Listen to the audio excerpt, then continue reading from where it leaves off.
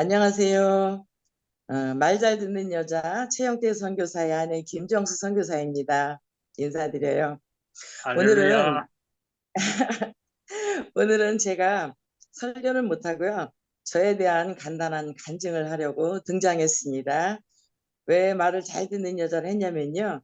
어제 저녁에 우리 최 목사님이 갑자기 내일 당신이 설교할래? 그래요.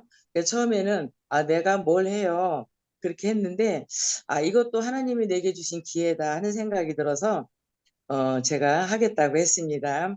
저는 믿지 않는 가정에서 자랐어요. 그리고 어렸을 때 교회는 다녔지만 20대 중반에 직장에서 내비게이터 선교의 자매를 만나면서 예수님을 정식으로 영접하게 되었고 전적으로 성경 공부를 시작하면서 믿음의 길을 걷게 되었습니다. 그리고 29살 때 결혼했어요. 지금은 29살이면 노처녀가 아닌데 그때 당시에는 29살이면 노처녀라고 그래서 저희 집에서도 상당히 걱정을 많이 했거든요. 근데 이제 같은 신앙 안에서 같은 비전을 가진 그런 이제 배우자를 기다리다 보니 이제 늦어졌던 것 같아요. 그래서 그 내비게이터 선교회 안에서 지금의 무서운 남편 우리 최영태 형제와 결혼을 하게 되었습니다.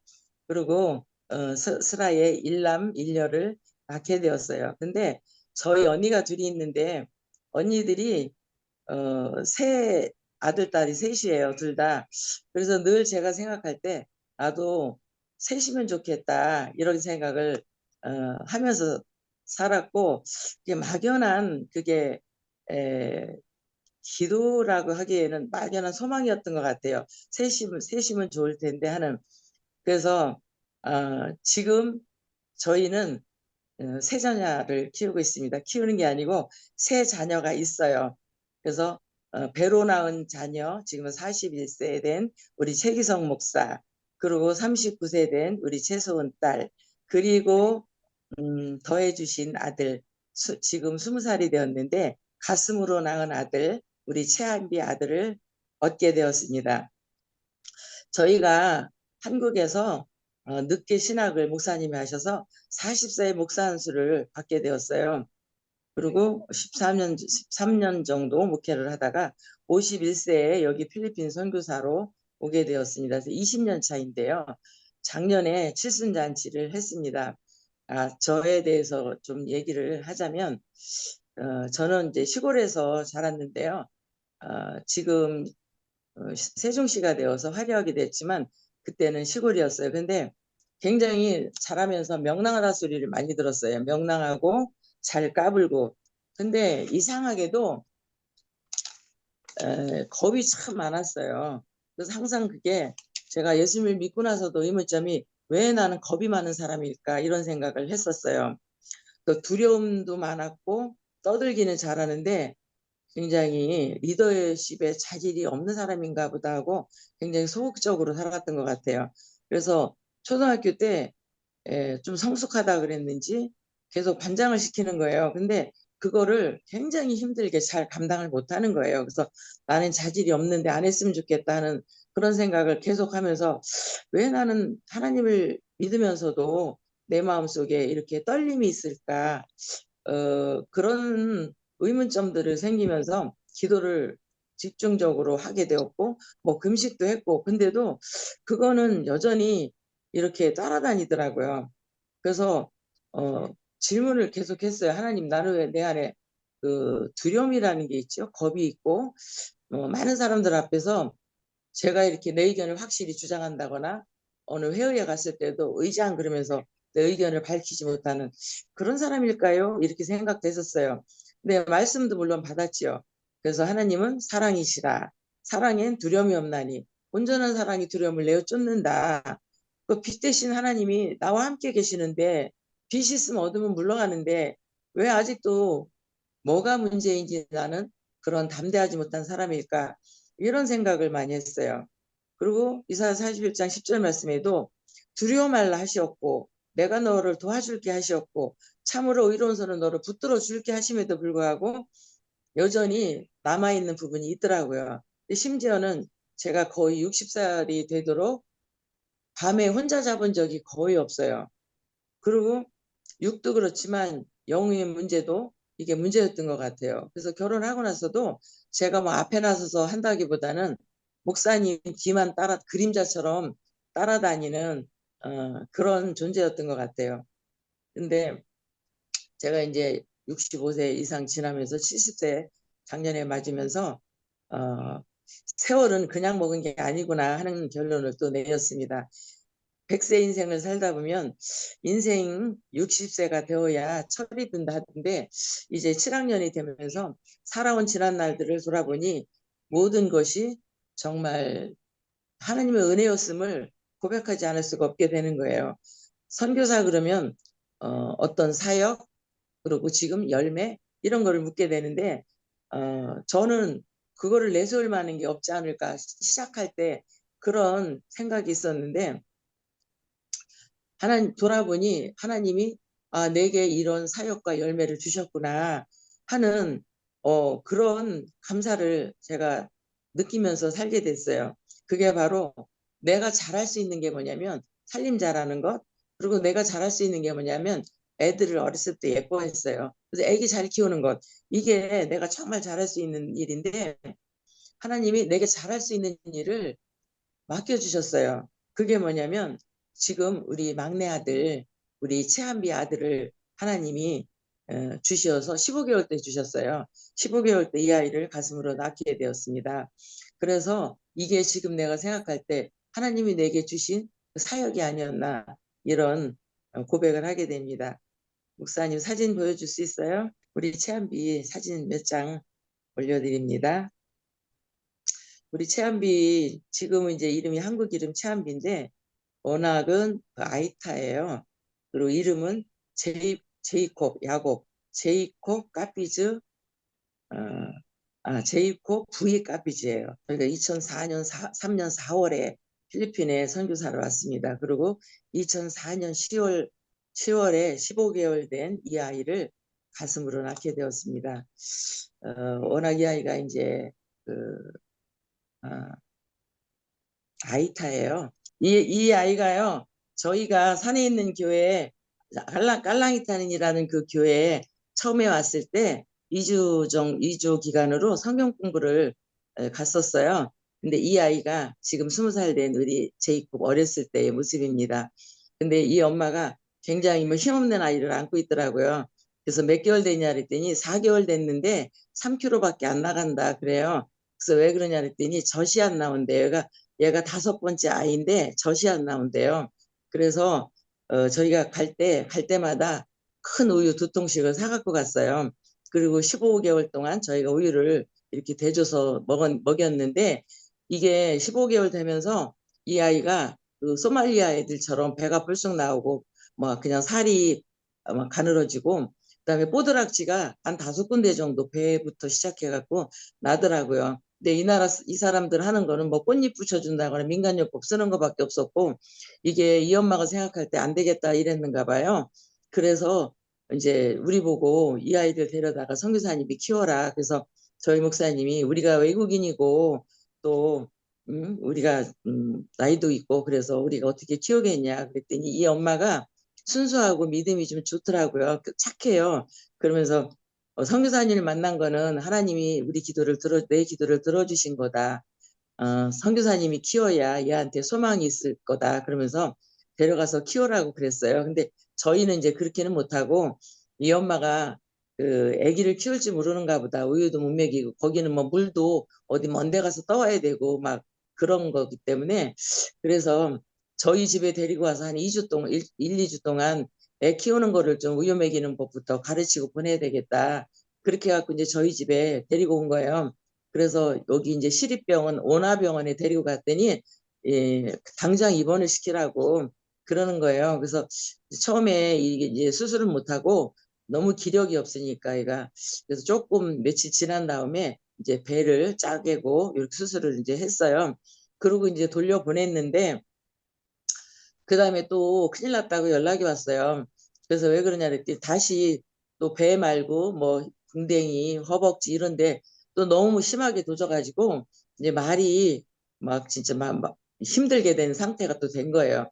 그래서 엄마가 자꾸 얘를 데려가라 그래갖고 이제 선택의 여지가 없는 거예요. 안 그러면 죽을 것 같은 그런 상황이기 때문에 그래서 저희가 이제 이 아이를 이제 데리고 오기로 결정했습니다. 근데 저도 고민이 참 많았던 게요.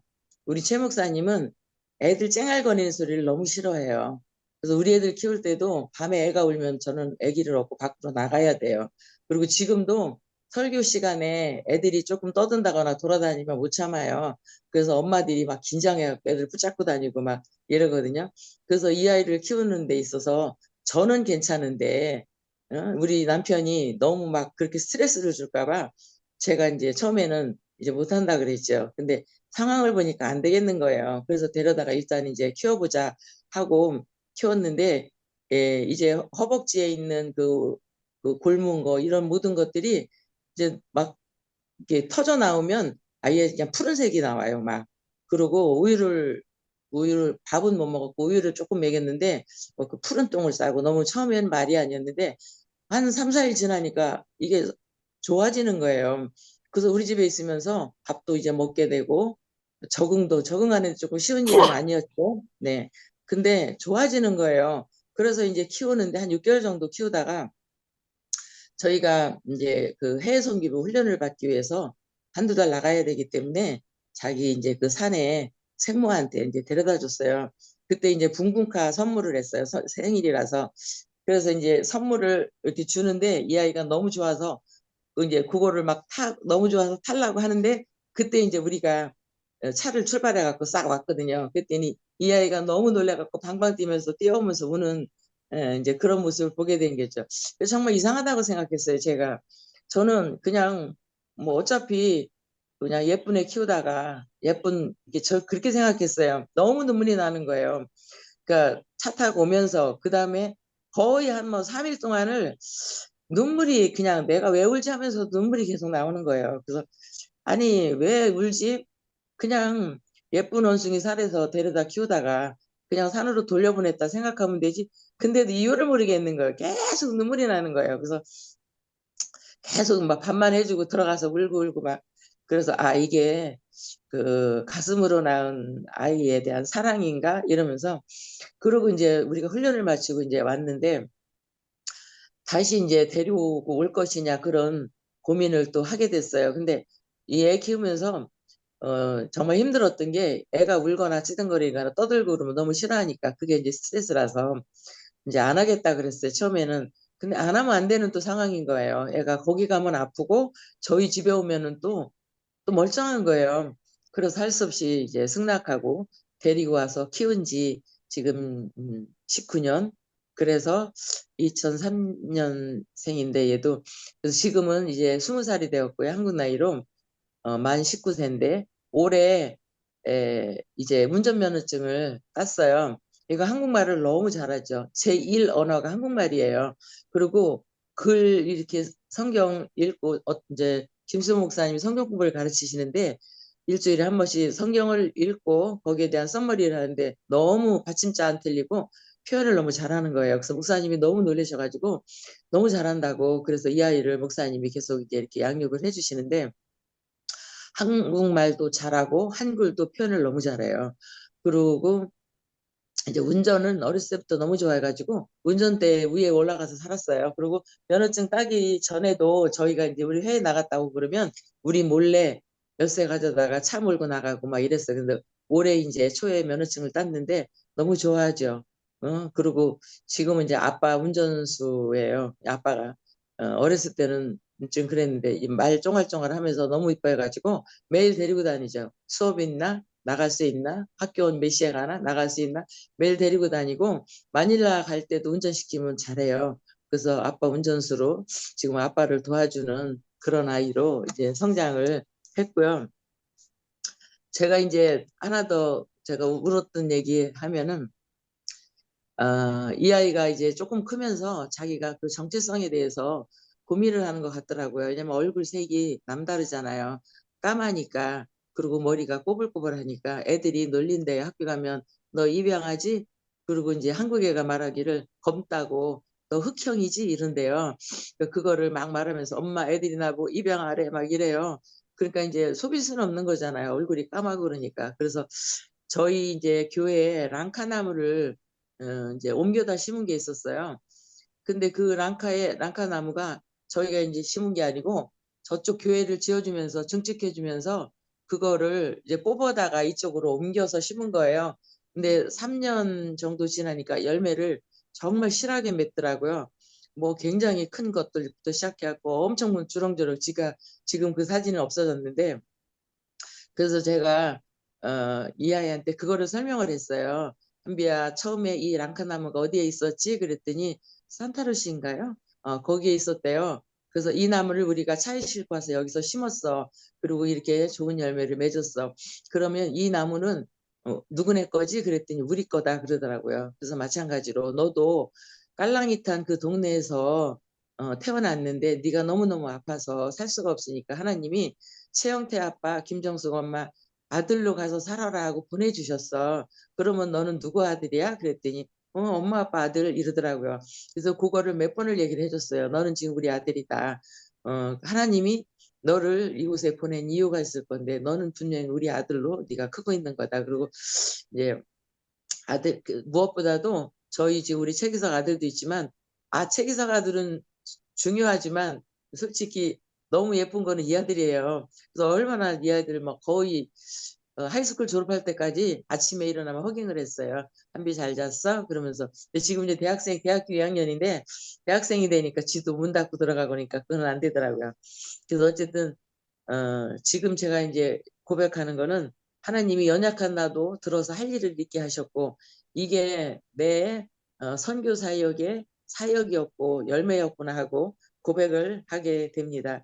이 아이가 이 사진이 자기 한국에서 온 친구랑 그 수빅 어디 박물관에 이제 놀러 갔대요. 근데 폼 재는 걸 좀 좋아해요. 그래서 형 거 그 빠롱을 입고 가서 그 박물관에서 뭐 사진 찍은 그런 모습입니다. 그리고 지금 이제 3학년 올라가게 되는데 졸업을 하게 되면 자기가 이스라엘 선교사로 갈까? 이스라엘로 가볼까? 이런 생각도 하고 있는 것 같더라고요. 근데 이제 하나님이 어떻게 인도하실지 모르지만은 정말 영과 육이 건강해서 하나님의 영광을 위해서 크게 쓰임받는 아들이 되었으면 하고 소망하며 또 이 아들을 우리 최한비입니다. 이 아들을 또 혹시나 기억하신다면 기도해 주시기 바랍니다. 이 이름이 최한비인데요. 어, 최한비, 한국과 필리핀. 그래서 한국과 필리핀의 최고의 지도자가 되어라. 이렇게 처음에 이름을 지었어요. 근데 지금 이제 저희가 소망하는 거는 세계로 뻗어나가는 아들이 되었으면 좋겠다. 이렇게 소망도 갖게 되죠. 그래서 오늘 제가 어, 간증과 함께 이 아들이 잘 되기를 소망하며 이 아들을 위해서 기도해 달라고 그런 기도를 부탁을 드리며 제 간증을 마치겠습니다. 감사합니다.